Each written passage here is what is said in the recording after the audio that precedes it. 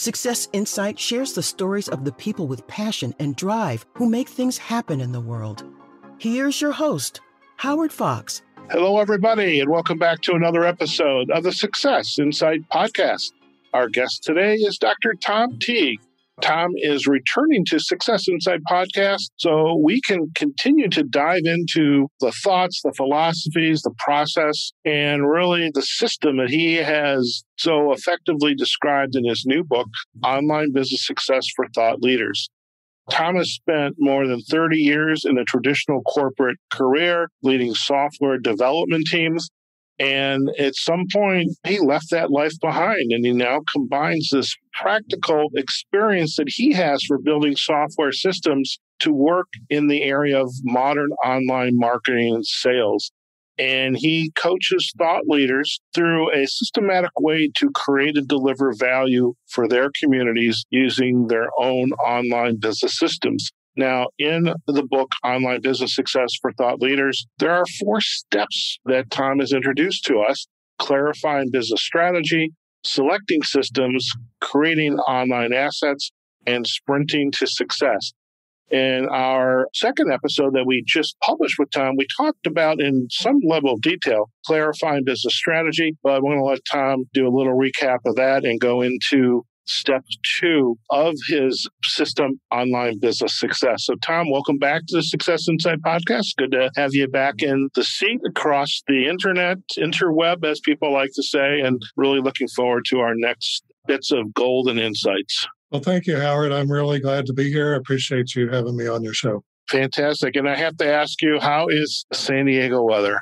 Oh, it's beautiful. With spring coming, the days are starting to get a little warmer. And as you know, we have a lot of sunshine here. Can't beat that. And I'm just down the road a piece in Las Vegas and beginning to enjoy having the windows open and getting out to the desert to check out the dark skies and those beautiful stars. Tom, last time we chatted, we started to dive into the system that you've created, the Online Business Success System. So let's do a little recap, if you wouldn't mind, of what we chatted about during the last episode. And then let's go ahead and dive into step number 2 in the Online Business Success System. Okay, Howard. Well, just to recap for part 1, as you said, clarifying business strategy. And there are 4 chapters in that section. The first one is understanding the thought leader business itself. And we talked about my background being from corporate. I didn't really know, what does it mean to be a small business? So we kind of talked about that. And what does it mean to run a thought leader business, say, as a coach? The second chapter is about engaging your audience. And that's really about everybody wants to start off setting up a website. Well, set up a website that engages your audience, that gets them to interact with you. And then the third chapter was seeking clarity about what your business is about. And we talked about 8 M's, things like motivation and money and market and methodology and messaging and things like that. That's a very deep topic. And we talked about how not only in that chapter, but really all the chapters have exercises that anyone reading the book can spend some time working through it. And then on chapter 4, we talked about defining your business strategy. And that's really about defining your customer journey, bringing people on a journey with you, where you meet someone you never met on social media and you bring them through a series of steps and a series of products to get to your more high-end coaching programs at the end point. Very good. A lot to digest, a lot of work. And again, what I really love about the book, and especially from you and other authors, is you've given people exercises to do in the book. And it's not just, okay, here's the material, here's the bullet points, but there's actionable exercises. So when I can take that insight from the book and act on it, write things down, now I'm starting to create my own appreciation, my own awareness of the work that I need to do, especially as an entrepreneur. So again, I totally appreciate that. I know our listeners will as well. So what's in store for us today as we dive into selecting systems? So part 2 it's called selecting systems. And to be honest, on my own personal journey, I went to some, and you did too, Howard, I know. I went to a lot of kind of like training events where basically people teach various aspects of online marketing and so forth. When I came back, and one of the first ones I went to was Experts Academy, and I talk about that in the book. But I came back from Experts Academy. It's like, okay, I'm ready. I'm going to set up my website. I'm going to figure out how to market and sell an online course. I'm ready to go. So as a technical guy, software guy, I started diving into the technology right away without having clarity about what am I building software for. So we talked about that in the last episode. In this conversation today, we're going to talk about selecting systems. And there really are 4 chapters there as well. The first chapter has got an amusing title called Building Rockets and Software Systems. But basically what this is, it's a short description of the overall process of how you need to build and select your software systems to support the customer journey and to support your business. The next chapter in this section, chapter 6, I actually broke chapter 6 and 7 into 2 pieces. The first one focusing on how do you support offline marketing and sales, and chapter 7 talking about the systems you need to support online marketing and sales. Again, that was something on my personal journey that I didn't learn until about 3 years in. As a small business owner, I needed to really understand how to do offline marketing and sales before diving too deeply into the online marketing and sales. So I share that lesson, and I talk about the systems you can use to support offline marketing and sales, and then online marketing and sales. And then the last chapter, chapter 8, is about streamlining your systems, because this is something I learned in my corporate world. The more systems you have, the harder it is to run your business. I advocate that people try to find and minimize the number of systems that they're using. Otherwise, it's possible you can get really distracted solving technology problems and trying to make multiple systems work together and so forth. So that's what chapter 8 is about. Let's kind of circle back with building rockets and software systems. What are some of the insights that the reader is going to take away from this particular chapter? Well, I want to introduce people who are not in the software industry to some basic understanding about how systems are built. There are 4 steps. Basically, understand the requirements. We talked about that last time. The step 2 is design the system to support the requirements. Third is build the system to meet the design. And fourth, to test the system to verify that it meets the requirements. So that's the same basic 4 steps. And the reason I talked about building rockets and software systems is because when I worked at NASA, that's what I came to understand real quick after starting to work there, that a rocket system to carry out a mission, like a mission to go to the International Space Station or to launch a satellite into orbit or whatever they are, these rocket systems, they're built in stages. And it's kind of like the customer journey is you build your customer journey in stages too. But what you have to do is you have to design the whole system with the whole mission in mind. In other words, with the whole customer journey in mind. But you can still build each piece of the system one piece at a time. So that's the core learning is like you need to have an understanding of the overall journey. But when it comes down to designing and building things, you can chunk it down into smaller pieces. You know what dawns on me as I hear you describe that chapter is most entrepreneurs, if they're not familiar with this space, they jump right into building a website. That is exactly what happens. Which nobody will ever visit, or very few people except your family and friends might visit once or twice. And you know what? I did that too, because that's what everybody was telling me to do. Right. Everybody said, start with WordPress, build a website. And I'm just going to tell you, I think that's bad advice. I don't disagree with that. And, I eventually got to a WordPress site and spent a fair amount of money for it. And then what I realized in my own journey, Tom, is this person who built it knew a lot about a brick and mortar store, but they knew nothing about marketing and entrepreneurial service like coaching practice. That's right. And many of the people who build websites, depends on the person, but they're technically oriented. You have to tell them what you want in a fair amount of detail. And they may or may not be able to help you with marketing strategies and give you advice about, well, you don't necessarily need to do that because it may not do anything for you. It is a trap. I certainly fell into it. I fell into the trap of, I can figure out how to do this myself. And I spent a long time trying to figure it out. And I hope through this work, we can save people from falling down that similar trap or rabbit hole. Yeah, that was the core reason for wanting to write this book. Is like nobody should have to take the years of effort that I've taken. Right. You really should be able to get through this process in a year or two. So let's talk about offline and online marketing because it's not as obvious as people perceive it to be. So let's talk about the offline and then we'll go into the online. Well, offline marketing it's probably a strange term. I made it up just as a contrast for online marketing. I think many people would call offline marketing traditional marketing and sales. Traditional marketing and sales is you go places and you meet people, you collect leads, and then either you go back and you yourself engage them in a sales process or a sales pipeline, or in a traditional company, the marketing and sales activities are often managed in different departments. So it's marketing responsibilities to generate leads, it's sales responsibilities to convert leads into customers. And that's all pretty much done offline through email, telephone conversations, voicemails. These days, you can also do a lot with social media messaging. You can leave voice messages or even videos as a social media message. So it's really all about building a sales process. Another way of looking at it is one-on-one marketing and sales. And in the case of marketing, traditionally, there is one-to-many that's traditional, which is a speaker. You might go speak at an event where you have an audience of people. That's an example of one-to-many, but it's still in person. It's either in person or during COVID times here, it would be virtual and online. But it's the same thing. Basically, you're in front of a larger audience, whether they're in person or online. Okay.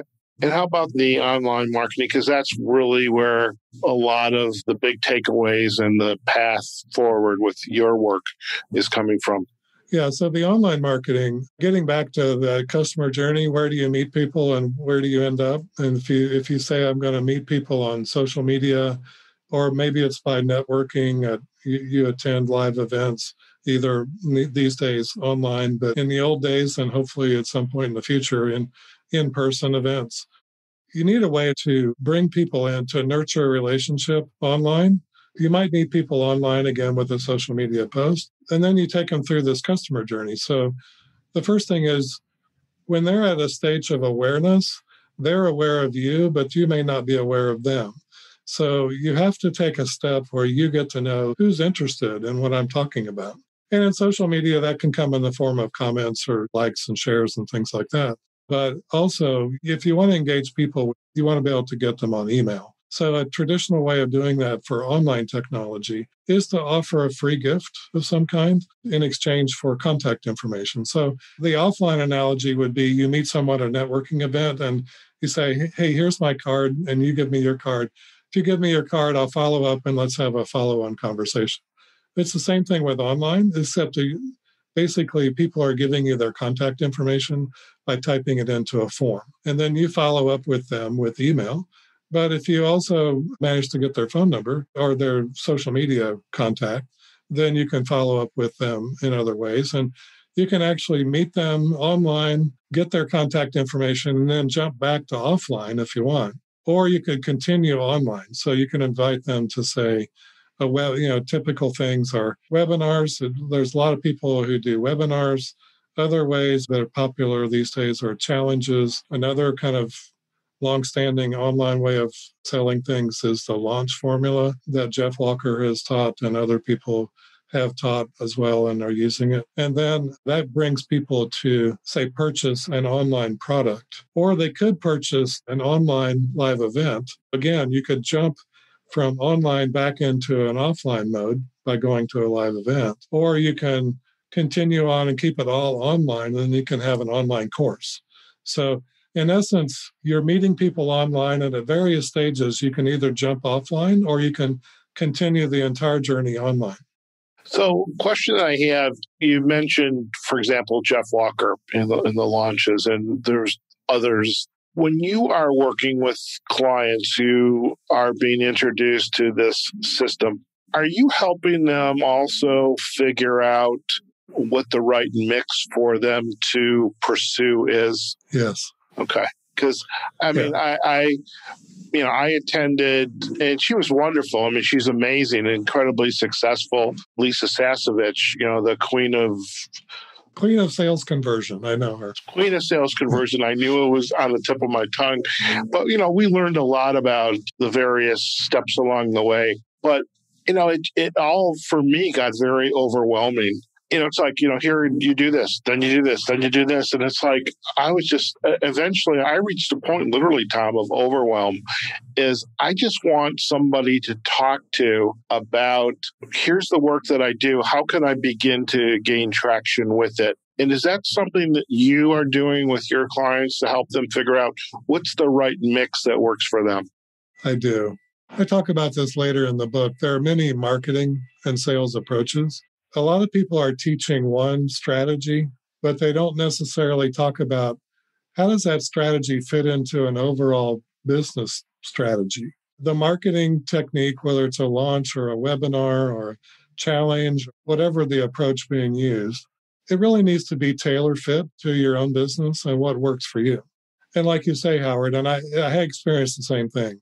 I went to all these things. I kept looking for the magic bullet and realized that, well, each of them are valuable or could be valuable. Clearly, were working for the people that taught them. But that's why I wanted to write this book. It's like, okay, those are all really cool techniques, but how does it actually serve my business? How does it generate revenue, for me? They have varying degrees of work associated with them. And I think it's important to have a strategy about how you go about that. That's actually what part 4 is about. It actually talks about a real concrete strategy for how you can go for minimal effort to maximum revenue early, and then you build from there. Fantastic. Our last chapter in this step, selecting systems, is streamlining. And I know I've lived through this. Tell us more about that. Well, my journey was I started off with WordPress, what people told me to do. And then I discovered that WordPress only does free public content. In other words, it does your website and your blog. You can't take someone's email. You can't automatically send them a free gift, opt-in. Doesn't do landing pages. It doesn't do online sales or online product delivery. That was my first kind of whoa, because I was applying what I was learning in Experts Academy and realized all of a sudden I was looking at having to purchase 4 or 5 different things. And in the beginning, I was trying to conserve money. So it's like, maybe I can get paid up licenses for all these things, And then I discovered there's one system where you can't get a paid up license, and that's the email system. So you have to cross the mental barrier of, yeah, okay, I've got it. Yes, I really do have to invest some money to make money with online marketing. And so it's like, but it's important to, I think, for business owners, especially when you're starting out, to minimize those expenses and to start generating revenue as quickly as possible to pay for those software things. But those are just the software licenses. And I realized in my experience as a software manager in my corporate environment, we were always looking for ways to simplify what's called the enterprise architecture, or in other words, all the systems that people are using to accomplish the work of the corporation. We were always looking for ways to integrate and streamline and pass data between systems if we could. And the thing is, for online marketing, what I discovered was, at least when I got started about 5 or 6 years ago, there really weren't very many good integrated systems that did all that. You literally had to piece it together. That changed over my personal journey. I started finding some integrated systems. And I finally, I'll just give a plug here for Kajabi. I finally have settled in on Kajabi because Kajabi is the one system I found that does websites and blogs and does online marketing and email marketing, online marketing with the funnels and things like that, with the email automation. It does online sales and it does online content delivery all in one system. And they did a really good job. I've built software systems for lots of years. In my opinion, they did a really good job of balancing complexity versus ease of use. And I have discovered this teaching people how to use it, that yes, it has a learning curve like anything, but it's really the easiest to use. And if you contrast that, like in the corporate environment, we used to call these things hidden costs. You spend a lot of time learning how to use multiple systems, and then you spend even more time figuring out how to put them together. It isn't just the license fees. It is possible with Kajabi, you basically can spend roughly the same amount of money or even less as with other systems. But where the real-time saving is like you don't have to integrate the systems, or you don't have that learning curve associated with multiple systems. So that's what I recommend. It's amazing because back when you and I met, you supported me in the launch of my book, Your Path to Business Success. I almost forgot what the book title was. And at the time, I had all these disparate systems, the WordPress site. I had email service. I had payment processing service that I was spending money for. And I think at the end of the day, I put all those costs down. And I had attended with you a Brendan Bouchard boot camp, ended up getting one of his licenses specials at his event. But when I put all the costs together, I think I did end up saving a little bit of money at the end of the day. But what I do remember, for me, it was not so much the money, it was the peace of mind that I didn't have to update the software package, especially the website, because it was built on WordPress. So if there was some module inside WordPress that needed to get updated, I'm not your guy, okay? I can't do that. So that's the peace of mind with an all-in-one package like a Kajabi. So definitely for folks, if you're just starting out and you have the opportunity to work with Tom and we start talking with him about streamlining your systems, that's a conversation you definitely want to have with Tom. Tom, before we head out for this episode, anything else that you want to share with our listeners about insights from Step 2, selecting systems? No, I think we did pretty good, Howard. And basically, we talked about how you approach it, using a systems engineering approach. And we talked about the difference of offline and online. And we talked about how it's really beneficial if you streamline and minimize the number of systems you use. I think we did a pretty good job today. Very good. Perfect. So, Tom, if our listeners would like to learn more about you and your work, where are the best places for them to go? Well, definitely go to onlinebusinesssuccessbook.com, and you will see there will be a free offer. It's a free physical book. It isn't just a free download. It's a real physical book. I'll send it to you in the mail, as long as you'll send me the shipping and handling costs to cover the mailing costs. That'll be great. And the other thing, since we were just talking about it on this episode about streamlining your systems, I have another site called chooseonlinesystems.com. That's my affiliate page for Kajabi, and I add in some additional bonuses. So if you decide Kajabi is for you, I will give you some additional bonuses if you sign up using my affiliate page. And full disclosure, I do receive a commission for that, but it's no extra cost for you. So whether you buy it straight on their website or on my page, it's the same price. But what you get if you buy it from me is you'll get some really nice bonuses. And my feeling and the reason the bonuses are set up this way is I want you to be successful in Kajabi as quickly as possible. So I give you coaching for 30 days, thrown in as part of your license. On Facebook, again, search for Choice Digital Strategies. And I'm also available on LinkedIn, Dr. Tom Teague. So it's LinkedIn, the URL. At the end of the URL, it's Dr. Tom Teague. Fantastic. Well, Tom, once again, thank you for joining us on the Success Insight podcast and taking us for a deeper dive into online business success for thought leaders. Thank you, Howard. It's been a pleasure being here, and I appreciate the opportunity to be with you today.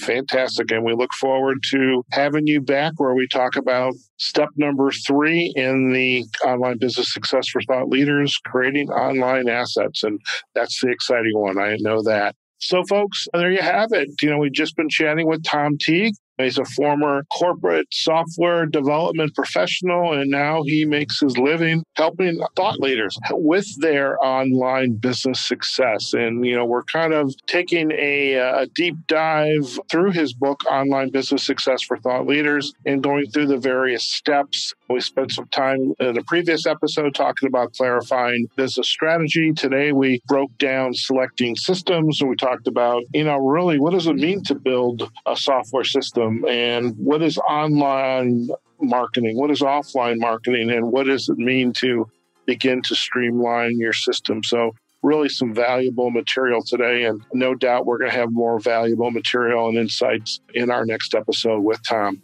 Okay, folks, if you would like to listen to us, you can always go to successinsightpodcast.com and listen to this and other episodes. Leave us a comment. Let us know what you think. We're also on Facebook and LinkedIn, Success Insight Podcast. You can also find us on our podcasting platforms, Google Podcast, Apple Podcast, Amazon Music, Spotify. Spotify is actually an important place for us because we have our playlist, and Tom's episodes will be on our coaching and consulting playlist, and we'll have that available for you as well. We're also on iHeartRadio and Pandora, as well as on YouTube.